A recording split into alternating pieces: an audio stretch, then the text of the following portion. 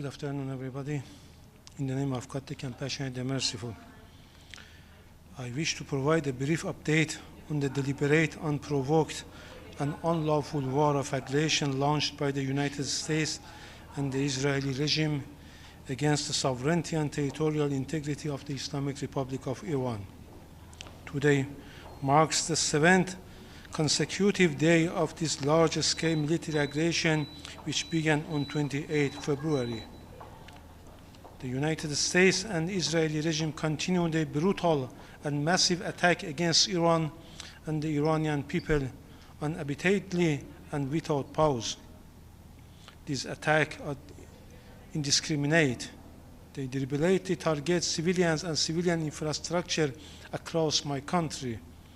The United States and Israel have demonstrated that they recognize no red line in committing their crimes.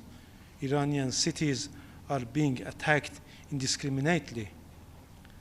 Densely populated residential area and critical civilian infrastructure are deliberately targeted. These acts constitute clear war crimes and crime against humanity. Yesterday, the United States Secretary of War openly admitted that the United States is using 500, 1,000, and 2,000 pounds bomb with massive destructive power against Iranian cities. They are dropping 2,000-pound bomb in densely populated civilian areas. Their intention is clear: to terrorize civilians, massacre innocent people, and cause maximum destruction and suffering. Their claims that they have targeted only military objectives is a lie and baseless. The facts on the ground prove otherwise. Despite our repeated communication to the Security Council calling for an immediate halt to this criminal war, the Council has remained silent. It has chosen to turn a blind eye to these grave violations, despite its primary responsibility under the Charter of the United Nations to maintain international peace and security. According to the latest report of the Iranian Red Crescent Society, at least 1,332 civilians, including women and children, have lost their lives so far. Thousands more have been injured, and the number continues to rise. Airports, schools, hospitals, healthcare centers, residential buildings, sport facilities, mosques, diplomatic police headquarters, and other civilian infrastructure have been deliberately targeted and destroyed. On the first day of aggression, a girls' elementary school in Minab in southern Iran was struck. 175 schoolgirls were martyred in that attack. More than half of the victims could only be identified through DNA testing. So far, more than 180 Iranian children across the country have lost their lives as a result of this criminal war waged by the United States and the Israeli regime. Many more have been also injured. More than 20 schools have been damaged. Hospitals, Red Crescent facilities, and emergency response centers have also been repeatedly targeted. Till now, 13 healthcare facilities have been attacked. Yesterday, several civilian sports and recreational facilities in Tehran and other cities were deliberately targeted. The Azadi Stadium and large parts of the Azadi Sport Complex were destroyed. The Be'esat Sport Complex and the National Judo Team training camp were also heavily damaged.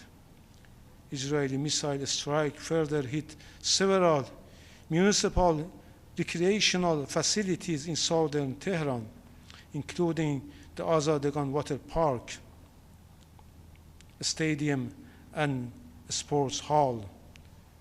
The municipality building also struck.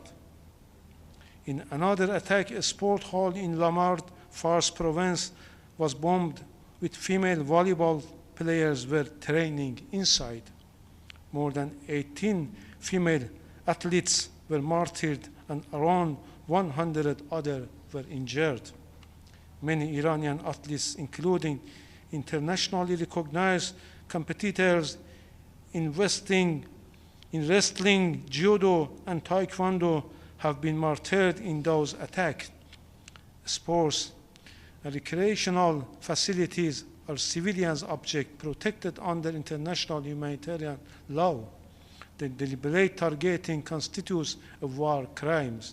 Despite its constant claims of defending freedom of navigation, the United States committed a dangerous act of aggression at sea on 4th of March, nearly 2,000 miles from Iran's shore.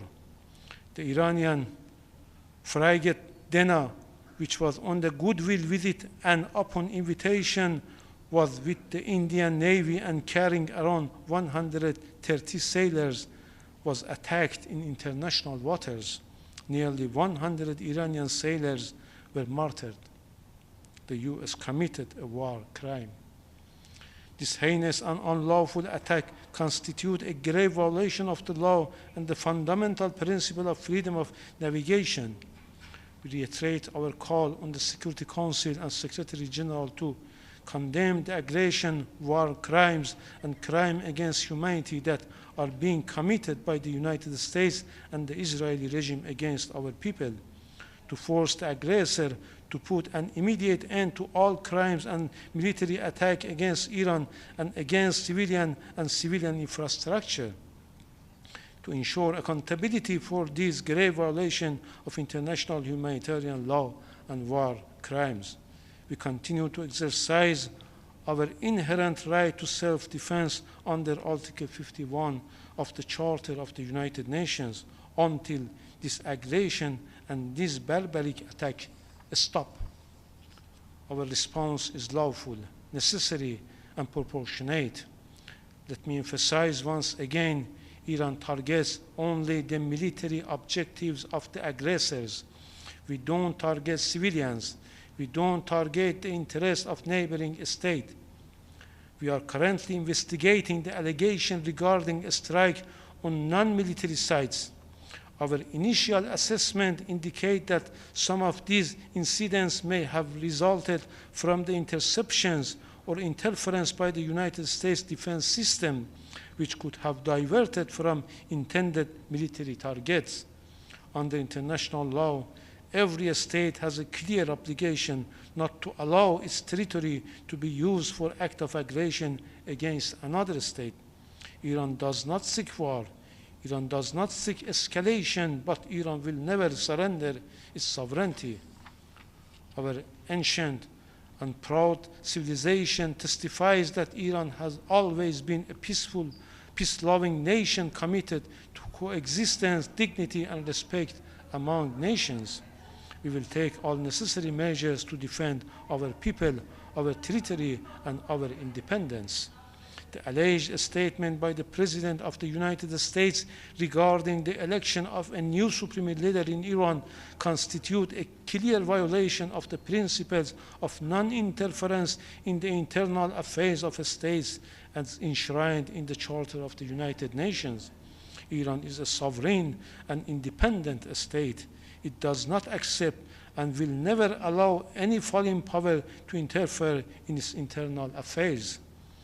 Our constitution is clear. The selection of Iran's leadership will take place strictly in accordance with our constitutional procedures and solely by the will of the Iranian people without any foreign interference. We call on all member states to condemn this aggression, war crimes, and take urgent action to stop this criminal war against the Iranian people, a war that poses a serious threat to regional and international peace and security. The Security Council must act now, firmly, clearly, and without delay. Failure to act will have catastrophic consequences. Today it is Iran. Tomorrow it could be any other member states. Thank you. Do you have a response to President Trump? How is your munitions stopped?